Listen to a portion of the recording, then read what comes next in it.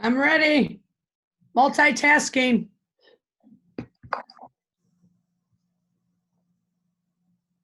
First question is from Kevin Kinder. Go ahead, Kevin. Coach, you'd mentioned a couple of weeks ago going in that this is going to be a different sort of between games process for you, with just one game per week. Have you kind of figured that out? Do you feel like you're getting that to a routine, and what's different about it for you? Yes, it definitely is different. What I absolutely love is the recovery opportunity we have. Now I know what it's like, American football, one game a week. So it is a great coaching opportunity.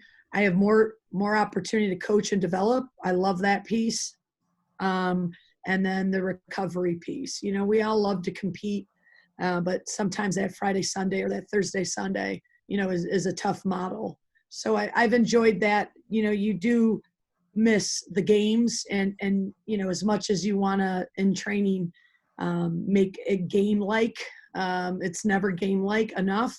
So that would be something I don't like, is missing out on those opportunities in game pace or game model. But there's some really good things, and I think we are. I think from a periodization standpoint, it's making more sense now.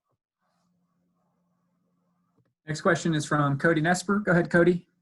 Hey, Coach. Obviously, you're through a few games now, and I just wanted to ask you, do you think that because of the abnormal run-up to this season, obviously all the restrictions that were and still are in place, do you think that could increase parity in the league this year? You kind of broke up, but I'm going to answer it the best. I think you asked me because of just the disruption of development and disruption of opportunity, is it allowed more parity in our league? Yeah, that was it. Yeah. Okay. Yeah, I mean, I do. I think it's just a really strange year. Being part of the NCAA, every state was dealing with things differently, and every team was dealing with things differently. So I do think there were some, I guess, pause that was happening that hurt different states, different teams' development. So I would probably say that would lead to some parity. Sam, we'll go to you. We didn't get to speak to you, Coach, after your game last week. So what did you think of that game? You usually get, a nice ranked matchup in the beginning of the season, and you kind of got lucky with Oklahoma State in Game 3. How do you think you measured up in the top 10 matchup? Yeah, I thought we had incredible moments of where we felt we did enough to win the game. I mean, going into double overtime and losing and not coming away with a win was very disappointing, because I thought we did enough to win. But then there were moments where, we got to get better, and we didn't get to see those areas up until the Oklahoma State game. So to go into double overtime, to answer your question, well, hey, if it's a top 10 opponent, I think we fared pretty well, but we want to be a great team. And great teams can't beat themselves up. And that's what we did. We beat ourselves that game. Now, is Oklahoma State a great team? And did they put pressure on us and made us make these mistakes? Absolutely. So it was a really good opportunity for us to say, hey, if we want to get to that next level, we got to win games like that. No moral victories. Okay, Nick, go ahead. Hey, Coach. I was looking at some of the matchup history between you and Texas. You guys have won 8 times against them, but most of them are really close. What is it about this series that has made things so competitive between the two teams? Right. I mean, well, they're very organized. Ange does a great job with them. They're bringing in top level recruits, and they're a very disciplined team. So we know they're going to cause us all sorts of problems because of the athlete they have there, because of the soccer player they have there, and then the organization they have. So, technically, tactically, physically, we know Texas is always going to be a brawl. Next question is from Carly Nevis. That's kind of where I was going next, but I'll ask you this. What were some of the areas that you figured out on Friday that you needed to work on, and how has the team responded from the first loss? The team is very disappointed. We felt that we let one slip out of our hands. We realize how important it is to maintain possession of the ball and not put a transition team in a transition situation. So we know that we need to take care of the ball better and really focus on that in training and our passing efficiencies and opportunity to connect our passes. And then, what kind of intensity do we bring? What kind of X factors do we bring? And if you had the ability to watch that game, I thought we matched up pretty well. So we felt good about that. We didn't feel good about, 90 minutes of West Virginia soccer where we really could have took care of the ball better. Okay, Sam, back to you. Late on Friday, we saw Jordan take a little bit of a tumble. How's she doing? Was it anything to be concerned about? No.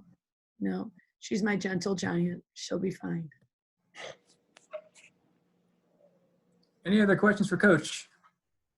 Okay, Nick, go ahead. Okay, Coach. So you mentioned training a little bit ago, how you guys are doing more training and playing fewer games. Who does that benefit? Is that, I assume it's a benefit to more of your younger players that you're trying to develop, but is that accurate?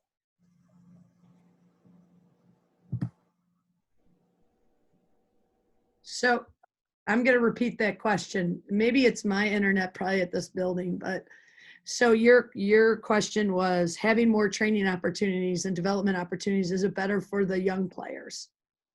That's right. Who does it most benefit? Right. Yeah. Well, since we are a bunch of young players on our team, it benefits everybody. And it benefits Coach because she likes to develop. But I yes, of course, explaining and understanding, and usually it's myself and my staff getting in front of them and coaching things up. And when you have a young team, you don't have that experience of upperclassmen also helping you coach up. So, we talk a lot about the little things make the big things happen.